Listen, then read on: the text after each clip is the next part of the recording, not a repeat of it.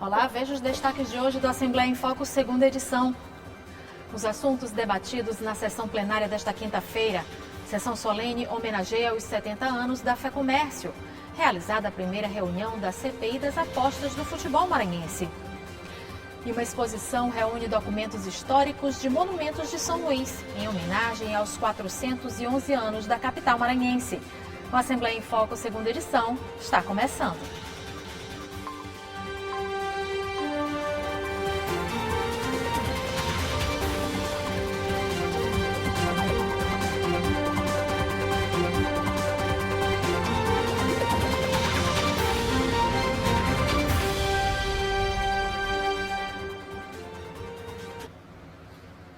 Na sessão plenária de hoje, os deputados repercutiram a pavimentação de estradas estaduais e obras no interior do estado. E foi aprovado o projeto de lei que dispõe sobre a preservação e proteção dos lençóis maranhenses.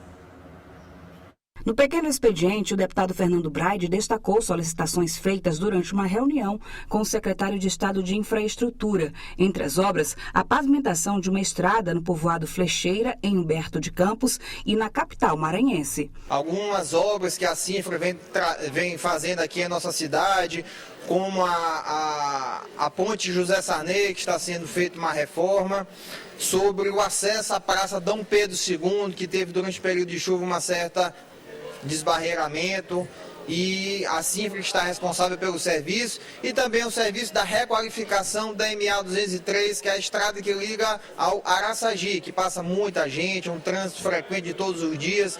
Já aconteceram vários acidentes e o governo do estado está tendo a sensibilidade de fazer uma requalificação necessária, e o serviço vem ajudando realmente muito a nossa cidade, que é a nossa grande ilha.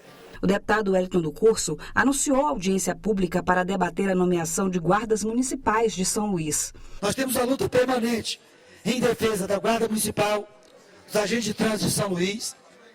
Nós tivemos reuniões com guardas municipais, agentes de trânsito, pela recomposição salarial, pela melhoria da qualidade de serviço, mas para isso, da qualidade do trabalho realizado e o apoio que a Prefeitura tem que dar a esses profissionais da área de segurança da Prefeitura de São Luís. Já o deputado Ricardo Arruda solicitou a pavimentação da MA 006, que liga Grajaú à Formosa da Serra Negra.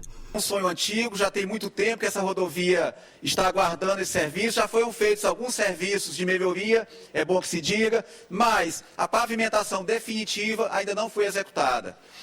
Eu, com relação a isso, já conversei com o governador Carlos Brandão, já estive também com o secretário Aparício Bandeira tratando do assunto, e o governador me assegurou que essa obra será executada. Ainda durante os trabalhos, o deputado Júnior Cascaria disse que a obra do Viva Pedreira será retomada e destacou o sucesso da cavalgada em Esperantinópolis. Na cidade de Esperantinópolis, domingo, tive a honra de participar de uma grande cavalgada. A maior cavalgada de todos os tempos, a 11ª cavalgada do nosso amigo ex-vereador Leilson. Passando aqui para parabenizar pela organização e pelo sucesso de sua festa.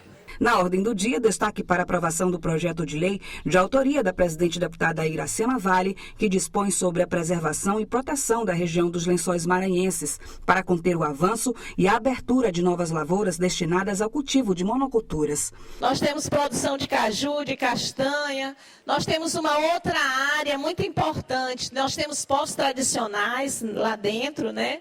E essa economia sustentável é o que realmente nós queremos para a região de Lençóis. Então, essa lei vem para isso, né, para preservar, né, e proteger toda a região de Lençóis, que é um grande patrimônio do povo do Maranhão, do povo brasileiro.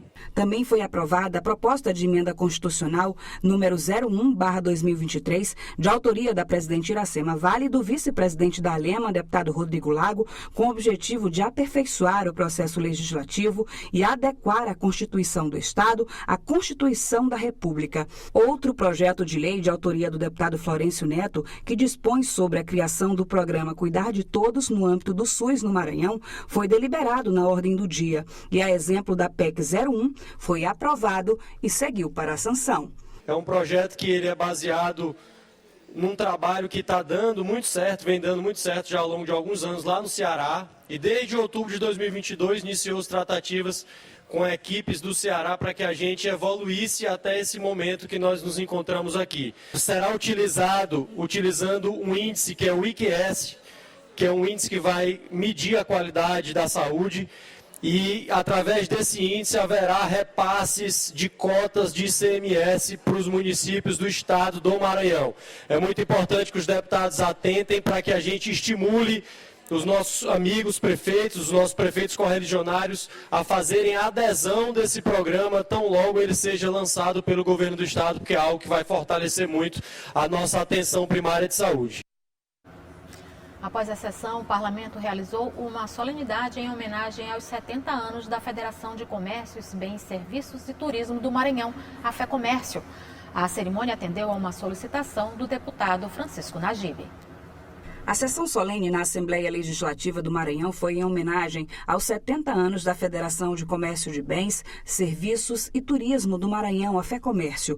A cerimônia foi solicitada pelo deputado estadual Francisco Najib e aprovada por unanimidade pelos parlamentares. Um momento importante que precisamos cada vez mais unir forças para que o nosso estado se fortaleça na parte industrial e econômica, e o comércio é o instrumento necessário e importante para chegarmos com bons produtos, com serviços de excelência e preço justo. Então eu vejo dessa forma, eu que venho do berço, a minha origem inicial familiar é da indústria, é do comércio, e sabemos da importância. O evento no plenário da Assembleia foi prestigiado por deputados estaduais e entidades de classe do Maranhão. A presidente da Assembleia Legislativa, a deputada Iracema Vale, e o deputado Ricardo Arruda destacaram a importância da homenagem. A FEComércio, ela gera emprego, gera renda, né? Esse pessoal batalhador que faz o Maranhão crescer. Então a gente está aqui muito contente de poder comemorar esse aniversário juntamente com eles. Uma proposição do deputado Najib, que a Assembleia acolheu e está aqui de peso para essa homenagem. É um reconhecimento da Assembleia Legislativa pela importância que a FEComércio tem pelo desenvolvimento da nossa atividade econômica, o desenvolvimento do Estado, e seria uma obrigação da Assembleia prestar esse reconhecimento, reconhecer o que a FEComércio já proporcionou ao Estado ao longo desses 70 anos. O chefe da Casa Civil, Sebastião Madeira, representou o governador Carlos Brandão. O comércio distribui riquezas, o comércio democratiza os produtos para serem consumidos, e que o comércio são as artérias, as veias que distribuem o vigor das riquezas para as populações. A vice-prefeita de São Luís, Esmênia Miranda, lembrou que há 70 anos a FEComércio se dedica à proteção, coordenação de ações e apoio às atividades empresariais em todo o Maranhão e, juntamente com o SESC e SENAC, contribui com o desenvolvimento socioeconômico do Estado. Fazer 70 anos, mostrar a força que essa instituição tem junto aos seus 19 sindicatos que são ligados a ela, tendo os braços sociais como o SESC e o SENAC, mostrando a força da atividade comercial no Estado do Maranhão, mas também na nossa cidade de São Luís. Então, não poderia ter uma homenagem tão prestigiada e grandiosa nesse sentido a essa instituição, ao presidente Maurício Feijó, que hoje ocupa a presidência da FEComércio com muito compromisso e responsabilidade. A gente só deseja vida longa à FEComércio. A homenagem da Alema aos 70 anos de atuação da FEComércio no Estado foi comemorada por todos os convidados. O presidente da entidade, Maurício Feijó, agradeceu a iniciativa. Isso demonstra o quanto a instituição FEComércio, a Assembleia Legislativa, o poder público, o poder político, principalmente, porque a política e a empresa é quem produz riqueza. E a Assembleia Legislativa, os deputados, a nossa presidente Iracema Vale, o presidente Francisco Najib, demonstra todo esse apreço e consideração com a FEComércio, que é a instituição que representa o empresariado maranhense. Você vai ver no próximo bloco realizada a primeira reunião da CPI das apostas do futebol maranhense. E o governo do Maranhão envia oficiais da Defesa Civil para ajudar nas cidades atingidas pelo desastre natural no Rio Grande do Sul. É o que você acompanha logo após o intervalo.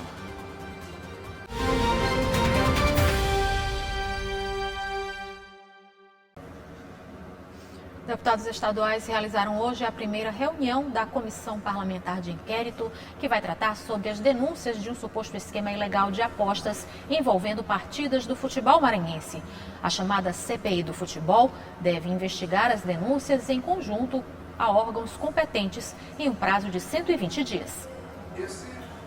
Esta foi a primeira reunião de trabalho da Comissão Parlamentar de Inquérito sobre apostas no futebol maranhense, chamada de CPI das Apostas, instalada na Assembleia por meio de resolução legislativa. Durante o encontro foi definido quem ficará à frente da presidência e da relatoria da comissão.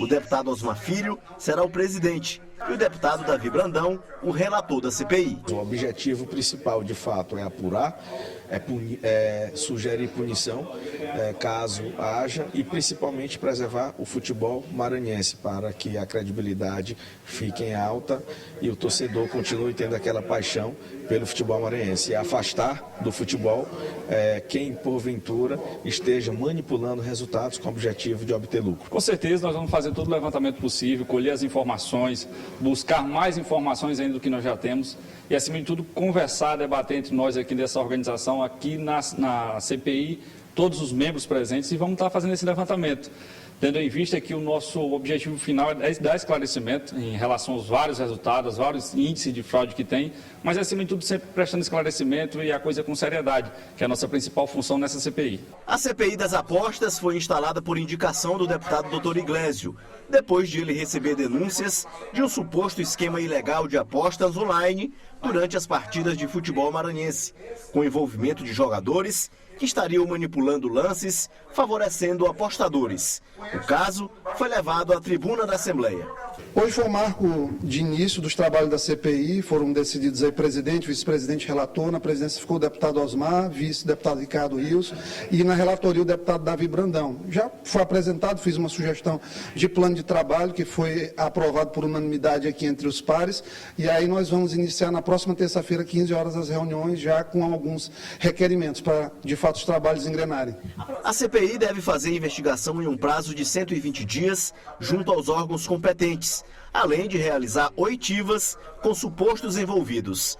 Uma nova reunião da comissão está prevista para ser realizada na tarde da próxima terça-feira na Lema. O futebol tem, de maneira recorrente, cada vez mais sido vítima desses oportunistas de plantão que tentam manipular os resultados de jogos para ter ganhos financeiros acima da média, enganando as pessoas, inclusive que acreditam no mercado correto das apostas. Existem relatos já, inclusive com condenações aí de atletas banidos do esporte, atletas maranhenses banidos do esporte nesse período. Então, nós trouxemos aqui para fazer uma investigação dentro do Campeonato Maranhense. Também fazem parte desta comissão parlamentar de inquérito, como membros titulares, os deputados Ricardo Rios, Zé Inácio, Ricardo Arruda e Leandro Belo. O governo do Maranhão enviou oficiais da Defesa Civil Estadual com especialidade em desastres para auxiliar cidades que foram atingidas pelo desastre natural no Rio Grande do Sul.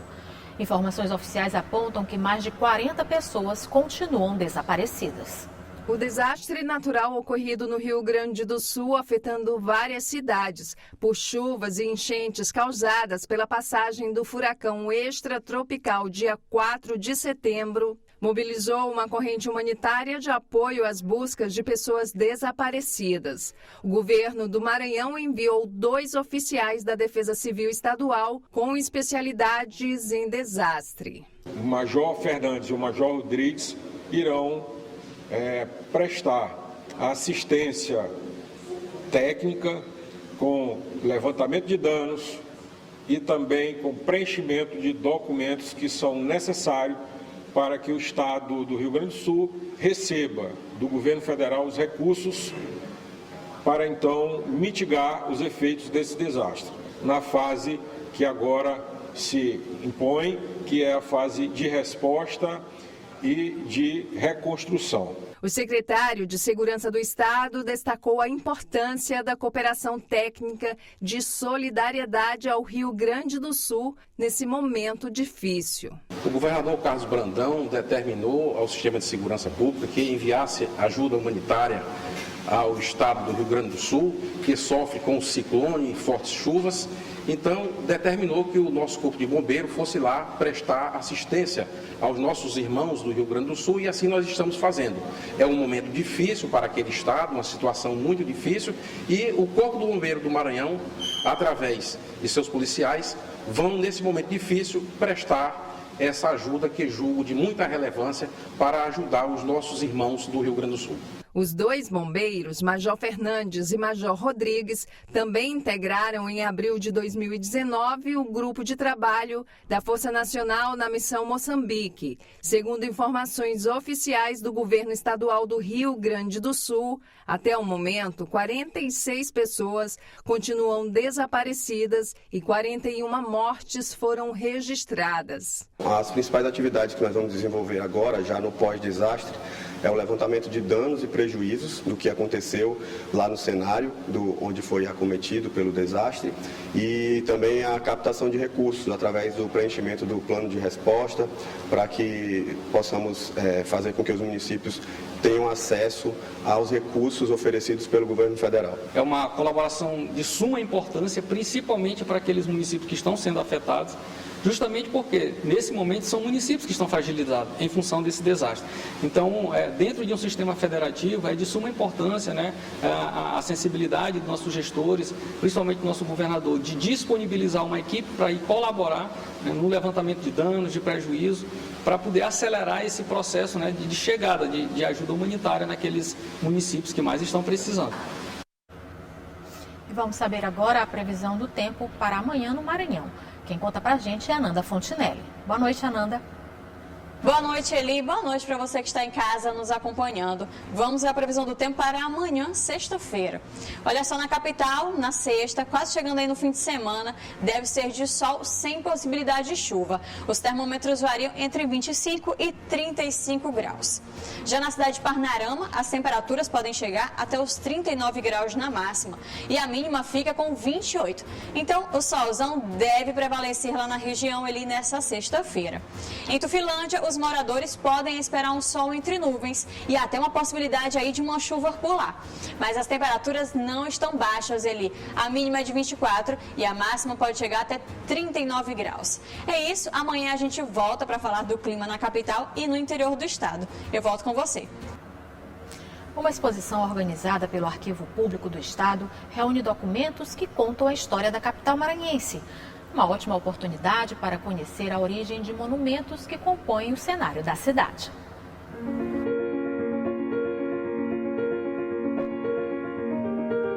A exposição São Luís, 411 anos, Marcos da Memória, marca o mês de aniversário da capital maranhense. Um presente para quem deseja redescobrir a história da cidade por meio do acervo do Arquivo Público do Maranhão. O Arquivo Público, enquanto guardião da história do Estado, nós temos sempre a preocupação de fazermos em datas comemorativas ou por conta de algum projeto, exposições como uma forma de dar mais visibilidade ao acervo dessa casa e aproximar também esta casa à sociedade de um modo em geral. Bem no hall do prédio, também patrimônio histórico, estão documentos importantes sobre a construção de monumentos bastante conhecidos. Entre eles, o Convento das Mercês e o Palácio das Lágrimas. Tem ainda as curiosidades sobre os pelourinhos construídos no período escravocrata. Este documento é a doação do mítico Palácio das Lágrimas. O Palácio das Lágrimas era um sobradão de 3 pavimentos que ali existiu, que não foi terminado, era ruínas, envolto em lendas. Ele foi doado em 1889 para o governo do Estado, para lhe servir de guarda dos cavalos, de cavalariça da Polícia Militar, que o quartel ficava logo ali também. O visitante passeia ainda pelos registros de construção e instalação de outros monumentos, como a Mãe d'Água, e prédios importantes como o antigo quartel do 24BC do Campo de Ourique, onde hoje fica a Praça Deodoro. A exposição conta com cerca de 18 documentos, mas um dos curiosos é este bem aqui, ó. Trata-se de um registro da compra de chafarizes importados da Inglaterra para a venda de águas aqui em São Luís. Serão pelo menos 6 pontos de vendas espalhados pela capital. Mas segundo os historiadores, os negócios não deram muito certo não. A lendária Ana Jansen, que também lucrava com a venda de águas aqui na capital, teria atrapalhado as vendas da companhia Anil. E o interessante é que essa companhia do Rio Anil não prosperou, porque Ana Jansen vivia de vender água aqui, né? E essa companhia, contra os interesses dela, ela fez 1000 artimanhas, boicotou mesmo. E que comprovado pela... nós temos documentos comprovando isso, Jogou o gato morto, fez tudo que... e a companhia logo faliu. Acabou, a companhia faliu. Ficaram os chafarizes que foram desaparecendo lentamente e hoje o único que nós temos é este que nós temos a foto aqui, que se encontra na Praça da Misericórdia, em frente à Santa Casa.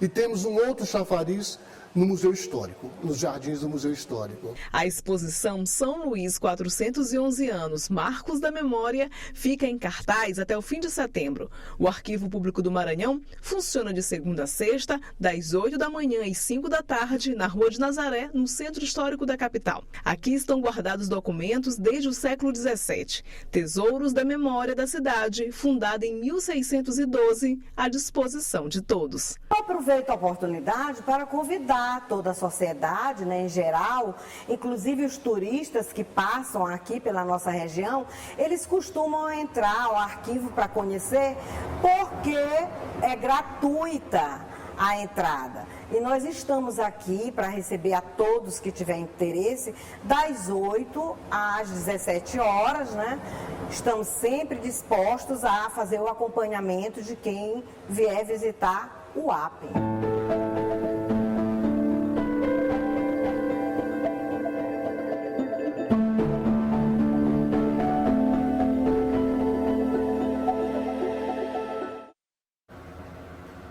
O Assembleia em Foco, segunda edição, fica por aqui. Uma ótima noite para você. A gente volta a se encontrar amanhã.